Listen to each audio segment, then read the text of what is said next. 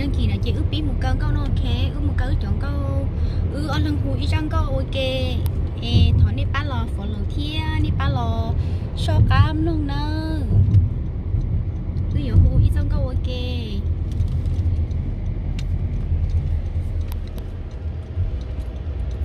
giờ tiền này sắm luôn thia này sủng to nó chè này ba lò phở lẩu thia ba lò say ước nè thử thay ta thia cơ ta chỉ mà cho là cho đó họ YouTube đâu nên sai nó ok các bạn bắt hạt đó là số hai nhớ trong đấy nhớ trong số linh sư tử nó theo tình trạng tôi ta lại tôi ta lạc mong chè ví dụ một cái ý rằng cũng ok cho hạt tiền này nhớ thiên nó kề họ ta subscribe channel thế như cái bỏ tiền chọn có đợi trong trà thế bây giờ mới sang có rốt rồi không tại vì mà bây tâm luôn sẽ của trong này ba subscribe thì follow thì như cái bỏ chọn có thử thay ta thì thôi ước cơ ta lử mà mới cho nó sai nó ok ok ước cho friend là như thế ước cho phong như chẳng ta tỏ so cá rồi như hồi thì tỏ tồn nuôi chọn con nó giờ từ chọn có là từ xa là được đêm luôn nó ok hối sao ok nó ok bye ok ok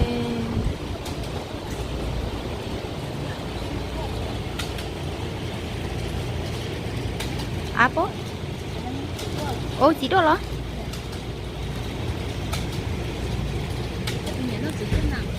ô nhiễm mà chỉ tôi thì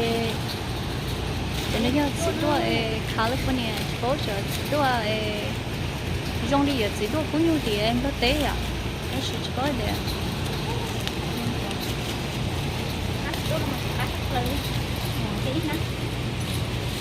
có bộ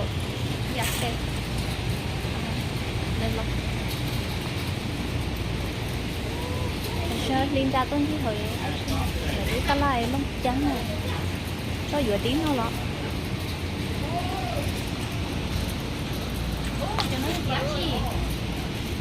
cho tối thì rất dễ chưa bây giờ tên luôn những xe thì không có rồi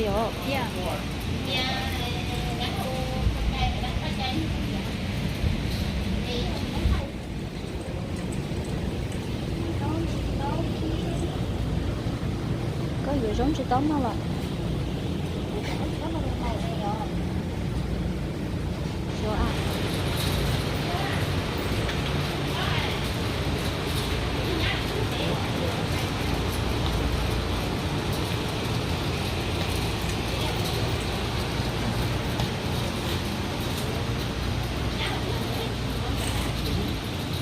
thế có bị trên gì à? Trên gì lấy chúng nó trên lúc ta nó bị đâu đâu lúc nào vậy? Dạ, dạ. Đó nó ăn không kịp nữa.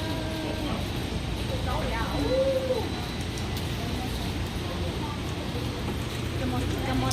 cá chỉ rồi chứ cá chỉ nè. Rồi à, chỉ có à, cũng chỉ đâu nó đuổi. Cũng nhiều nhưng cá chỉ cũng nhiều, đó trên một cá chỉ cũng nhiều nè. Chỉ đâu nó đuổi nhiều cá chỉ là nên ra vừa có tiền không? Nó có tiền rồi. Cái món cho hai cái. Sao cái cục ăn? Ác thôi. Nhớ là cho cái gió nè, đó là ý hướng nói trên chị chị quản chị này gió nè chỗ món Meka nó là chỗ món Meka nữa nó là chỗ món Meka cái chấm rồi mà chỗ mà chỉ rồi nó cái chấm rồi mà chỗ mấy ảnh nhẹ alu ok là tao nó là món alu ok đầu alu nhẹ nhẹ sơ đó là alu nhỏ ok nhẹ cái gì đó không